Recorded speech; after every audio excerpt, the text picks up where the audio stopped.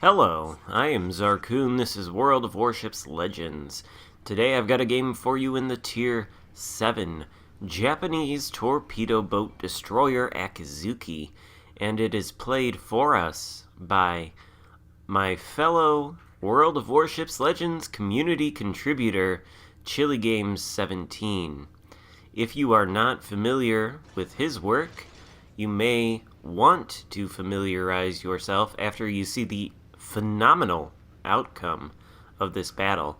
And if you are inclined to do that, then you can find a link to his channel in the description. He is an excellent player, as you will no doubt realize after this video is over, because this is seriously a phenomenal battle. Now, I myself just recently got the Akizuki, I think yesterday, in fact, and I took it out with Chili Games. We were in a division together to kind of get a feel for it.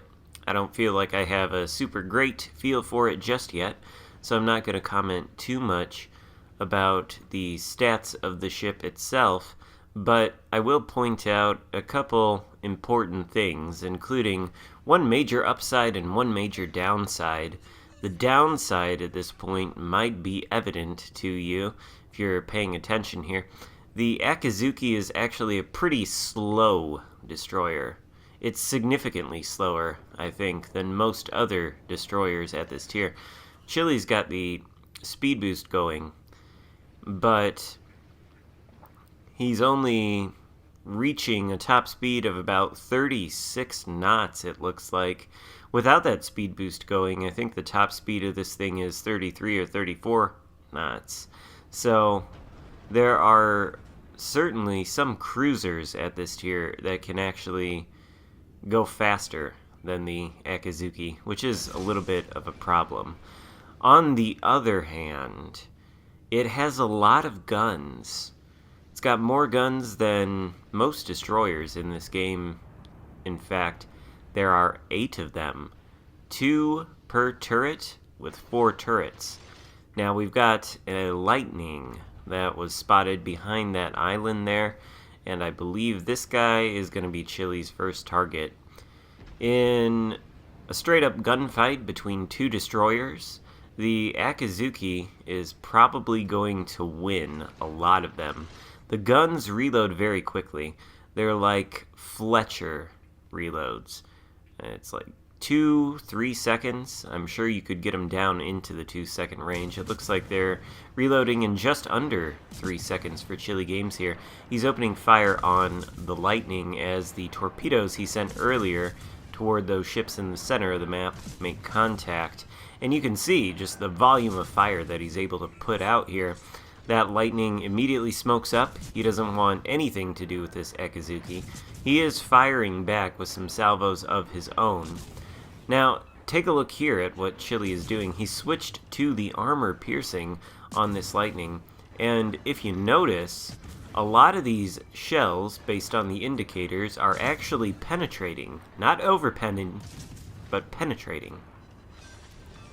And there, after several dozen high-explosive and armor-piercing penetrating shots on that lightning, the lightning goes down as Chili's first kill of the game. He's up to 47,000 damage done, combination of 2 torpedoes and 39 main battery hits. Now the torpedoes on the Akizuki, it's got 4 of them in a single launcher. They have a pretty long range and they hit pretty hard, although obviously it's the guns that are the most potent tool on this ship. The guns are 100 millimeters in size, and normally to calculate their high explosive penetration, you would take the gun size, in that case 100, divided by 6, and you would get something like 16.6.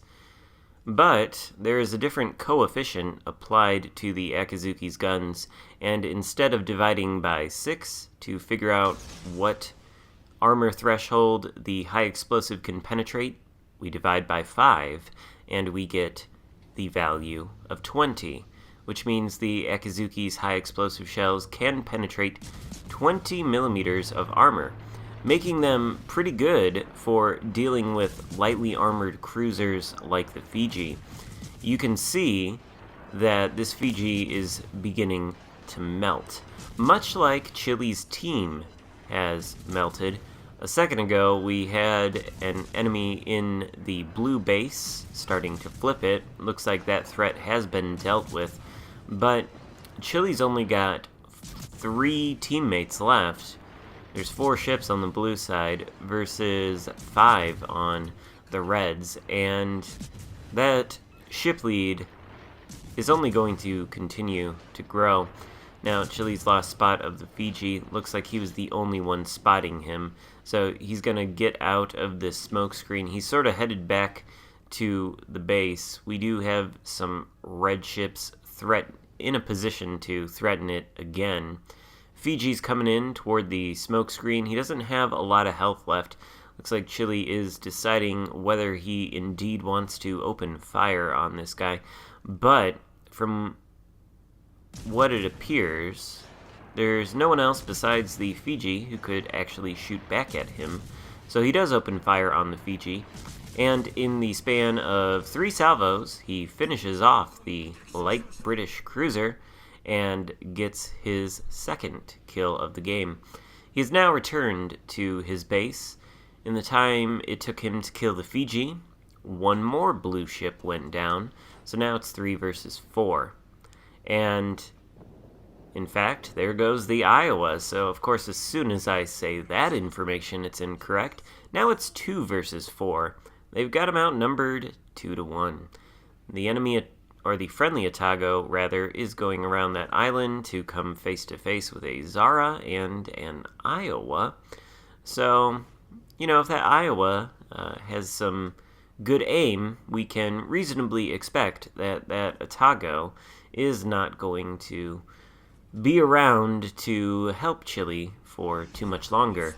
And, in fact, the Atago is taken out by the Zara's torpedoes. So Chile is the last person left alive on his team versus 4 enemy ships. Situation is dire, but, on the other hand, only about half of the game time has expired. There are still 7 minutes left to go. And as far as we know, that Iowa there behind the island was looking like he was going to come in this direction. Chile pops the torpedo reload booster and sends 8 torpedoes the Iowa's way. The Zara is nearly dead. Looks like the Atago did take a toll on him. Chile kills the Zara and he hits the Iowa with at least 1 torpedo. 4 more are on the way. So we'll see whether the follow-up spread gets any contact with the enemy, and it does, taking out the Iowa for, what is this, Chile's 4th kill of the game? He's up to 102,000 damage done, and there are only 2 ships left on the enemy team. He could win this, and he could not only get the Kraken Unleashed medal, but also a solo warrior.